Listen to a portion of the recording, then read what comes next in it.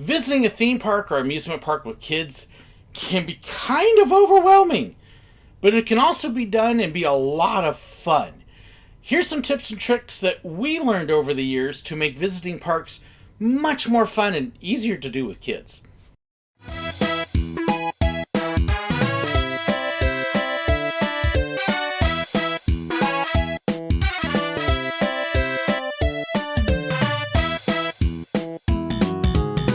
We've got 2 kids, and being theme park nuts, we visited a lot of parks, and both of the kids were actually in parks from the time that they were babies.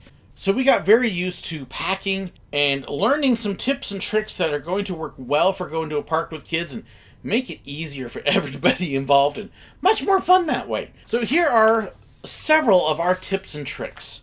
Number 1 that I would suggest, especially if your kids are younger than 7, get a good stroller. I know that there are some people out there with the mentality of, our kids are going to learn to walk from early on. Well, you're going to kill your poor children. But there's more to having a good stroller than just giving your kids something. Don't do the rentals at the parks. They're going to charge you more, and they're not real good strollers to begin with. Having 2 kids 15 months apart, we actually went out and we bought a pretty good double stroller. In our case, ours was one right behind the other, which I actually liked better than the ones that are side by side. Not only did it give our kids a place to sit when they were tired, but in our case, you could actually flop the seats down and it could turn into a long bed and they could actually lay down and take a nap if they got worn out. Trust me, that's a good thing when kids and parents get tired. Not only did it give the kids a place to rest when they weren't walking, but it also gave us a storage spot, both underneath the seats as well as kind of on top with the canopy cover. And it provided a great place for us to kind of store stuff. We could hang our souvenir cups off the side of it,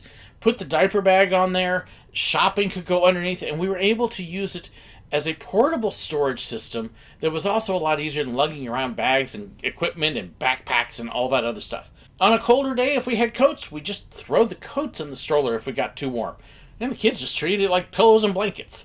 The stroller was a great thing. One thing, though, to keep in mind is when you park your stroller to go on a ride with your kids, don't leave anything valuable in it. We generally had a diaper bag that we packed, and I'm going to talk about that coming up next. And if we had something really valuable, we would attach it to the diaper bag and take it onto the ride with us. We would leave things in the stroller that we weren't too terribly concerned with, the coats, and if we didn't have anything valuable, we would leave the diaper bag and stuff like that. Because most people will leave strollers alone. They realize it's diapers and wipes. Whoopee! So we never lost anything from the stroller, but I would still not leave anything you're worried about. No cameras, no electronics, no phones, nothing at all like that. Take it with you. At least if you're going to leave the stroller by itself and you can take it with you. As far as the diaper bag goes, all the way up until our kids were 4 or 5, I could have almost been accused of packing too much, but we also tried to pack it as light as possible. Here's some of the things that we did pack in there. We had, of course, extra baby bottles, extra baby food, snacks once they got out of the bottle stage, so little bags of fruit snacks and granola bars, and bags of fruit, crackers, things like that. Parks will let you take those in when they see the kids and they realize that it's for the kids. We never had a problem bringing in small snacks for our kids to eat, or extra food. Extra diapers and wipes, if they're at that stage. Don't forget the diapers. Having worked at the parks, I'm amazed how many people don't think to bring diapers in with them. I understand you miss it sometimes, but take your time before you even leave for the park to get that bag ready and make sure it's there. Get your diapers and wipes. And change clothes. At least one, and depending upon the kids and their propensity to get dirty, 2. Have those clothes and they're ready for them. So if they go jump into the water fountain, or if they have an accident before they get to the restroom, you've got stuff for them. Make sure you got extra clothes. And that includes socks as well. Our kids sometimes too, we would even sometimes pack extra shoes depending upon what they were doing. The other thing that we found extremely helpful to have in that diaper bag, a hand towel or 2, or even clean cloth diapers that you could use as towels. Fantastic for helping clean stuff up, dry a kid off in a hurry if they're wet, or something like that. Throw in a couple towels. You'll thank yourself later. Prepare for a midday break for everybody. One of our goals, for us at least, was we're paying a lot of money to get into these parks.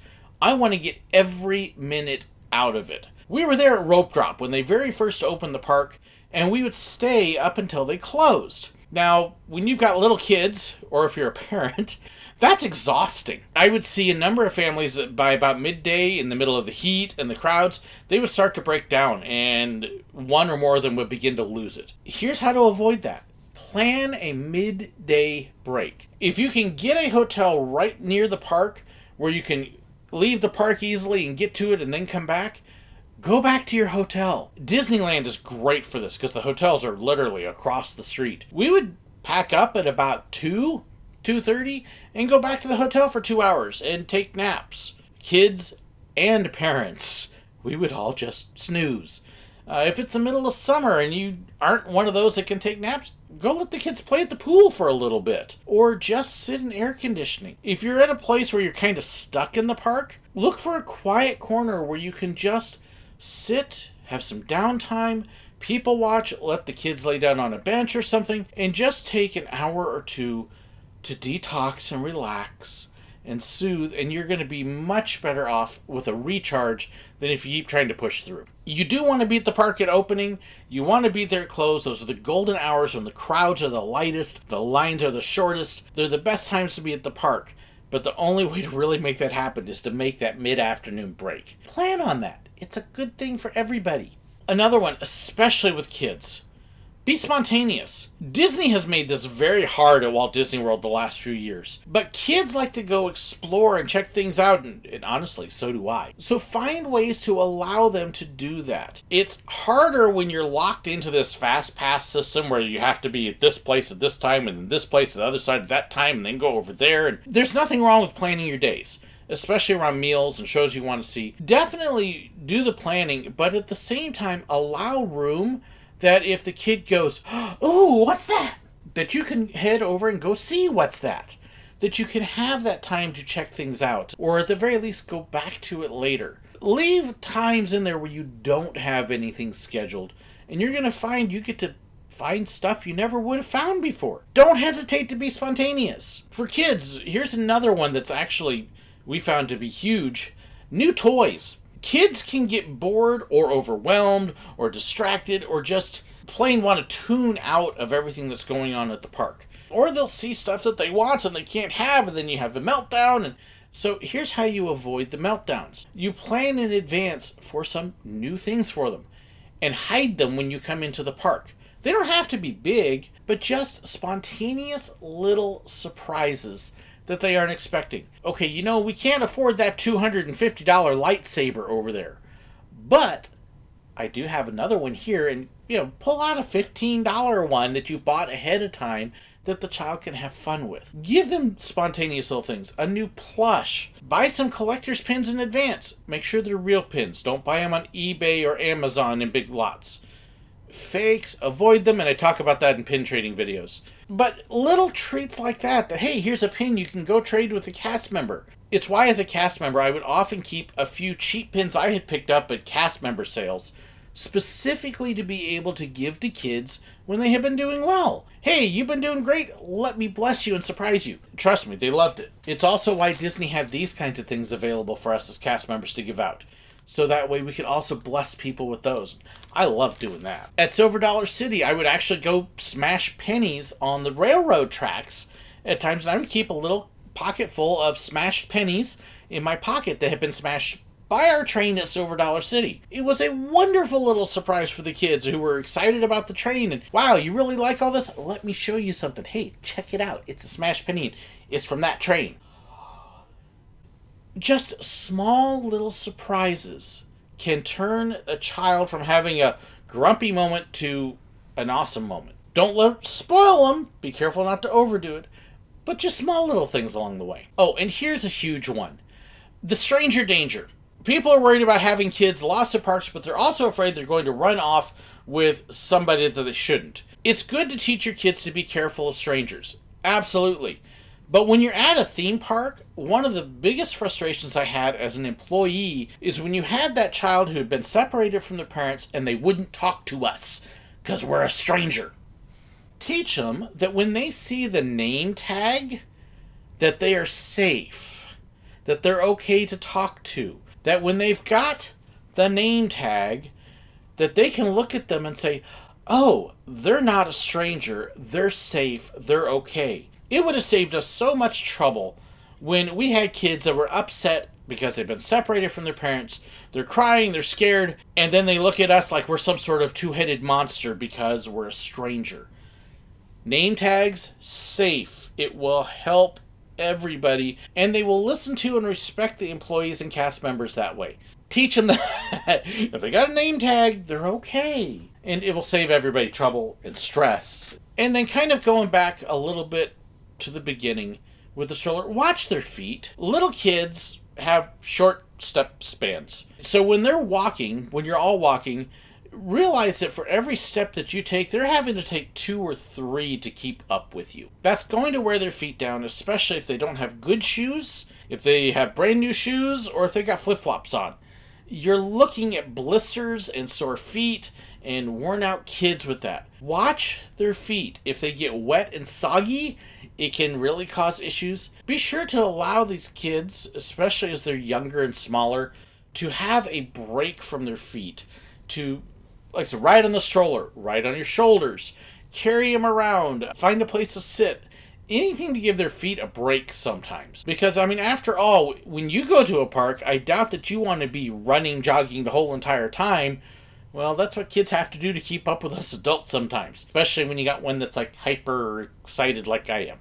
My poor kids. That's another reason that we had the strollers. When I would wear my kids out, and I wore them out. It allowed them a place to be able to sit and rest and ride from place to place while I was still charging along. Don't forget their feet. Make sure you cover them with good shoes.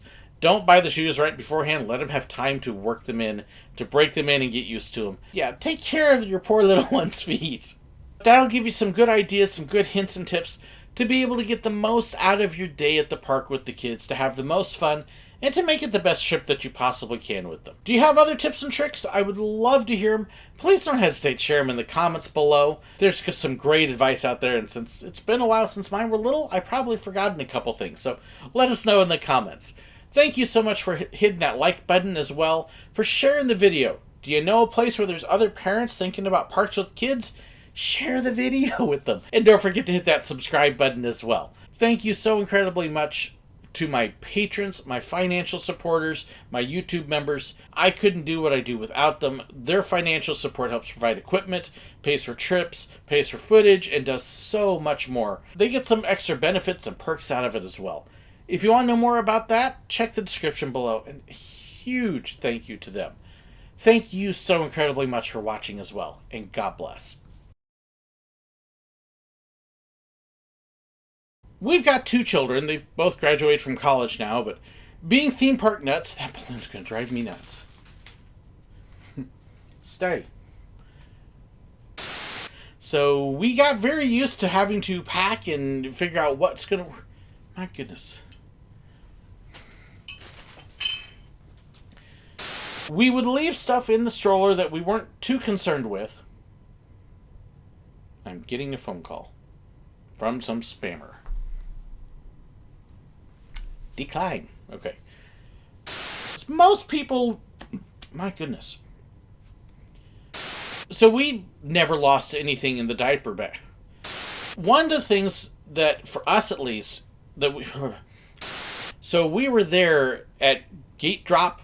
Gate drop? I hope they didn't drop the gates. I would actually keep pins on me just... If I... It would have saved... Yeah.